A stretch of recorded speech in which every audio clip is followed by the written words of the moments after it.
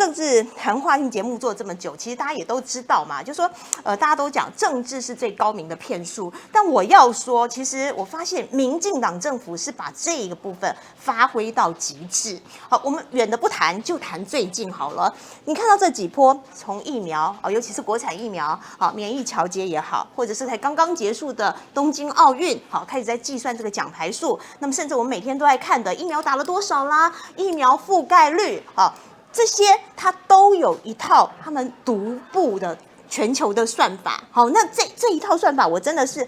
服了他们呢，自成一格。好，那没有关系啊，你说你要糊弄人民，但问题是你有可能会丢脸丢到国际上。比如说，我想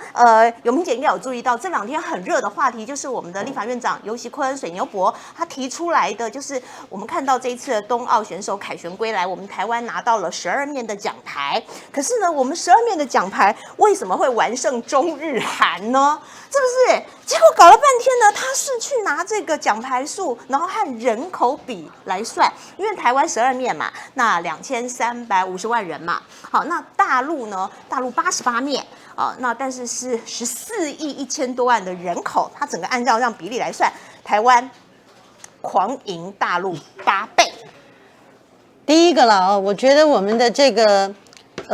游锡堃院长啊，水牛伯哈。他当然，他的意识形态，他非常的不喜欢任何跟中国有关的事情。不过呢，他倒是对于一个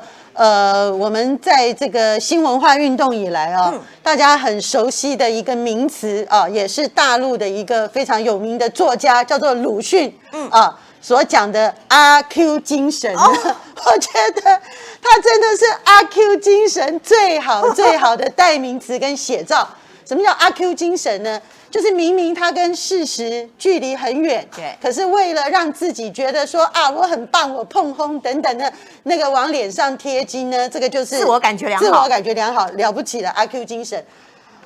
我要讲，如果说你的运动奖牌可以跟人口来这样子层层除除的话，那我真的建议，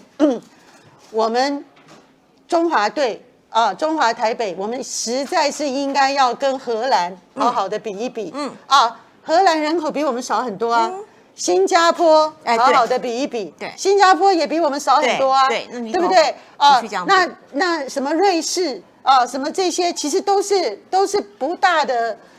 国家人口数更比我们少，澳洲人口跟我们差不多，对，奖牌拿了多少？问题是人家的奖牌也拿很多啊。那你更不要讲说有一些岛国，那他们很可能他们的人种在某些竞技运动上面的天赋啊，比如说像非洲有些国家，他们特别会做长距离的跑步，对，所以这种部分呢，我真的觉得。除了我赠送给水牛伯呢阿 Q 精神的代表人物。我也不知道怎么样评论了啊。其实说实在话了啊，我跟这个民进党不管是竞争，或者是我们在节目上批评他，其实也长达很长的时间，10几年以上的历史。可是说实在话，千惠，我的真心话是说，真正到这次疫苗，对这个跟国人的健康还有防疫，你可不可以控制疫情，让人不要重症或死亡？这么关键的事情呢，我直到看到民进党的操作，我都不敢相信说他们敢把人命关天的事情当成选举一样的政治操作。可是现在活生生血淋淋的例子摆在我们面前呢，8月23号，这个国际上完全不符合任何标准。大家不承认的，就是没有走国际标准的国产疫苗，高端疫苗呢就要开始第6轮的打到我们的国人的这个臂膀里面。就说当高端这个事情开始炒作的时候，说实在的，我对于他这个炒作股票啦，民进党的是不是相关的人会被要求去调查，他们是不是有这个不当的利益勾结啦？甚至是说我们的政府这个在制定标准的时候，是不是有放水的嫌疑啦？或者是开 EUA 审查会有没有强渡关山、霸王硬上弓等等？其实这些事情，老实说，我们都有想到。对。可是我一直以为，当整个社会的质疑声浪非常的高，而且呢，他做出来的的东西啊，这个产量的品质呢没有办法有很好的表现，再加上国际上呢整体上并不认可这样的一个做法的时候，我一直以为民进党啊他们会有很强烈的意愿要推动这事，可他们会在最后一步踩刹车，会踩刹车。对，我一直以为他们会延后啊高端啊或者接下来的联雅的这个国产疫苗的时程，对，啊，就是说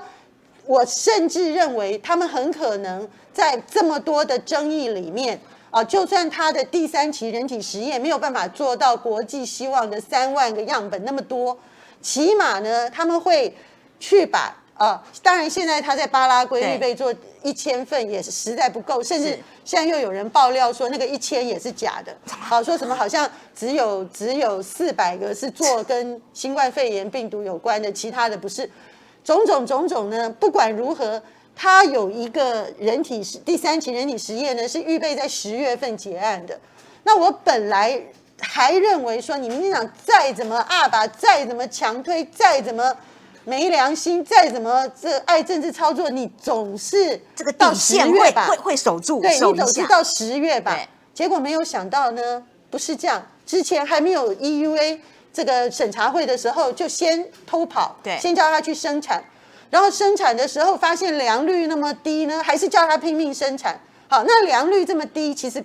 我们跟 Novavax 采取同样的这种次蛋白的方式呢，是非常类似的。美国的诺华这么老牌好的公司然后大家对 Novavax 这个疫苗呢期待这么高，它现在也因为无法维持量产的这个生产水平，美国就不给他做，卡住，而且他申请 EUA 要延后了，要延后，而且美国是延后多久呢？是延后半年。你看，好，所以我真的要讲了啊，我觉得很不可思议，是说，本来疫苗这种事情应该是没有政治意识形态，对，没有政治不会强迫大家做政治选择，也没有说我相信你或不相信你的，它应该是一个科学性的问题。那科学性的问题，我们就要有科学的验证跟报告来支撑我们今天做的所有的决定。可是现在你看看，高端什么都没有的情况下，民进党现在就是要做政治动员啊。他是自己不延后啊，他叫别的国际品牌延后啊，是不是？他挡 BNT 嘛，他挡 BNT， 让 BNT 晚一点进来，不是就是要先把高端推出来吗？我为什么说民进党连弄疫苗都是搞政治操作？因为他所有的一环扣一环的呢，都是像我们在看民进党搞政治操作、拉民调、打选战的时候呢，感觉上都是环环相扣、精心布局。他的环环相扣、精心布局，很多的时候都有迹象显示，譬如说，当日本说他们要释放出来1.2亿的 AZ 疫苗的时候，我们跟日本在今年6月份的时候，我们只跟他要求100万剂。好，那为什么我们只跟他要求100万剂呢？因为当时我们的政府跟日本沟通的时候说，请他给我们100万剂呢，解决6月的空窗期。可是事实上那时候除了6月空窗期，我们已经知道现在8月、9月也已经有空窗期了。可是呢，他完全不会说，那你给我个500、1000万剂，哈，我不止6月空窗期，我希望我8月、9月空窗期也可以来处理。他那时候没有。然后莫德纳定505万剂，再加上美国进来的250万剂呢，505万剂的那个货到后面进不来，也没有看到我们的政府没去催货，非常认真的在催货，跟南韩啊，跟其他国家的这种政治人物完全不能比。有啦，陈时中昨天就说了，他说如果有必要的话，他什么也愿意做。那我们现在就有必要啊，可是他什么都没做啊。没做，他说透过 AIT， 他都透过驻美代表，人家是像陈时中这样子的角色的人，跟行政院类似副院长这样的人，整个飞去美国，直接跑到这个公司前面要求，对不对？那当然，我觉得我们更可笑是说，我们又定很少。对，我们莫德纳其实你跟人家要求呢，也没有什么很大的谈判的筹码，因为我们才定505万剂，而且605了，对，605，但是你定的基本就很少，所以然后更可恶的是，当郭台铭跟台积电去采购 BNT 已经差不多要采购成功的时候，竟然又为了一个什么中文标示复必泰的事情，又有意刁难。那事实上那批货完全就是德国原厂的货，它只不过为了在这个大中华区市场推动，它就是贴了一个复必泰。所以我们现在换标签，然后又要花时间等，换标签多了1个多月的时程不讲，那一批货，因为大家现在不是都在因为第3季的关系都在拼命抢吗？那一批货呢，我们当时政府只因为这么愚蠢的标签的问题不给进呢，就转去新加坡。所以说，它因为转去新加坡，也造成了我们在下面要进 BNT 呢，又进一步又变慢。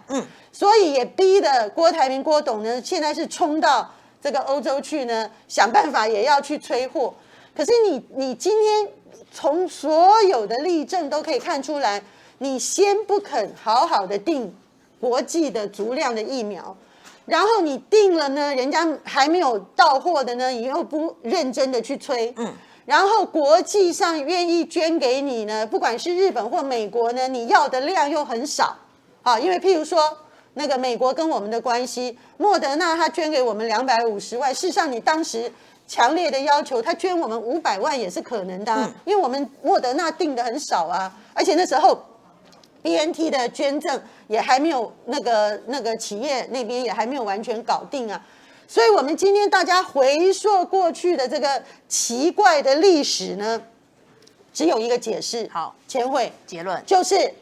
步步的布局设剧本，全部都是看跟政治操作、拉民调、选举如出一辙的部分，就是故意制造出来这个8到9月的空窗期，然后目的就是逼大家。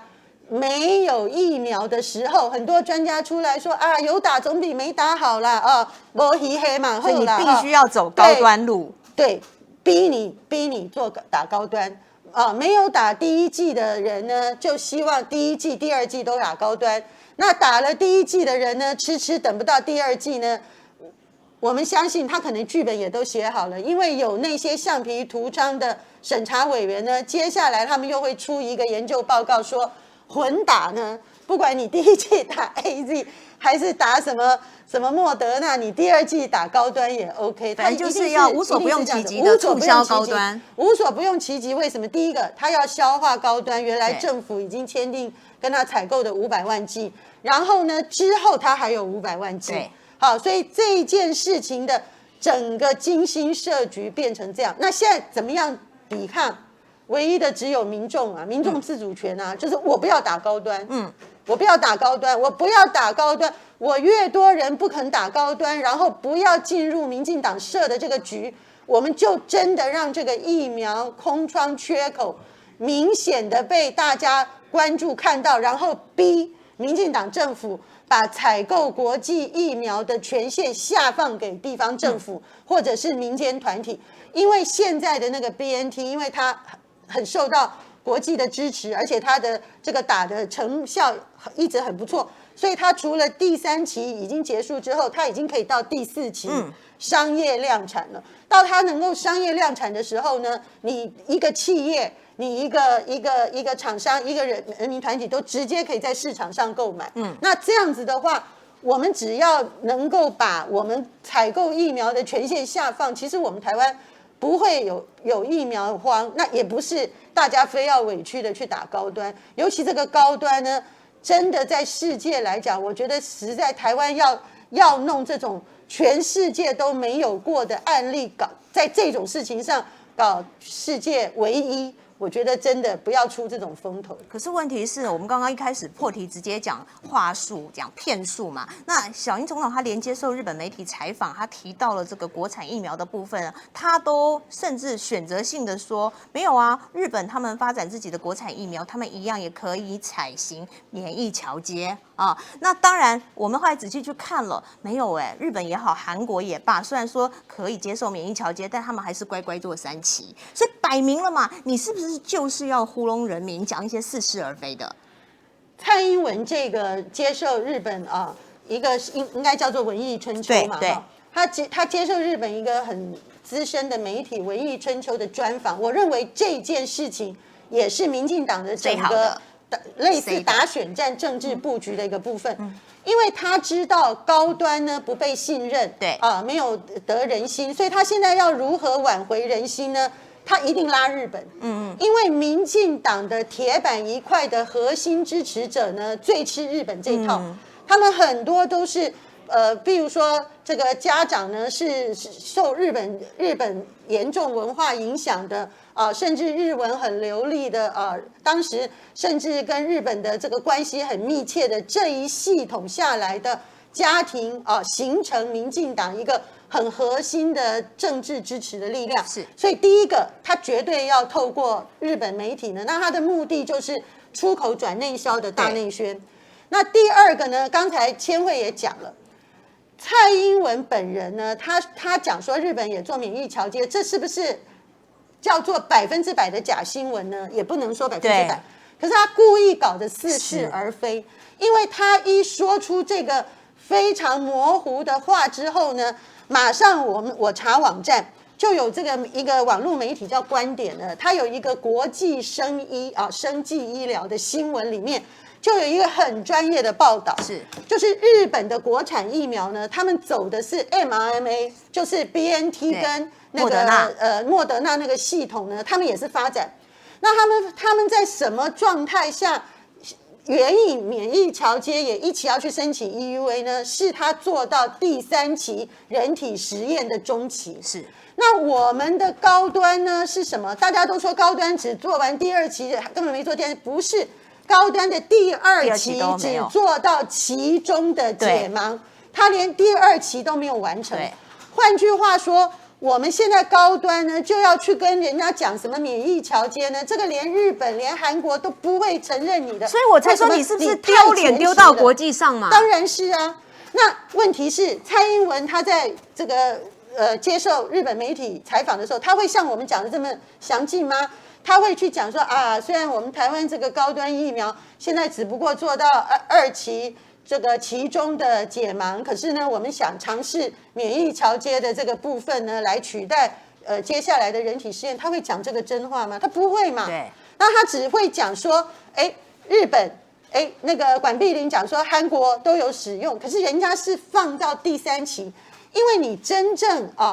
能够去申请 EUA， 按照国际最正常的案例是，你连3期都要完整做完，就是你要全部的3万样本数，3万以上的样本数做完以后呢，你还要去做他的这些人打了以后的相关的研究报告等等呢，它有期中跟最后的一个研究的期末。那你现在日本或者韩国或者很多其他国家，他为了争取时效，他们在第3期的期中做到一部分的时候还没有完全做完最后的结论的时候，他们就赶快去申请。那像日本这个案例我看到他这个详细说明，他就是 mRNA 做到第3期，然后他搭配免疫桥接，想要一起送 EUA， 可是日本他们在这种事情上真的很严谨，他最快也是要到明年。你看，对，他说2022年对春天，对呀，他们按照他们的程序，日本比我们先研发，而 mRNA 的技术是我们现在用的这个次蛋白技术比较传统 ，mRNA 的技术比较先进。它的好处是说，它在未来对抗这个变种病毒的时候，它要转换非常的快。好，它的疫苗只要很快做一个调，可是我们的这个次蛋白系统非常的慢，它要整个重做。所以日本它在这个方面呢，就跟现在大家比较认可的莫德纳也好 ，BNT 也好，都是走在比较科技的前端。可是即使如此，他也比我们在前，可是他在做这件事情的严谨程度还是超过我们很多。即使他在第3期的其中部分也援引了一个叫做免疫桥接的这个技术跟程序。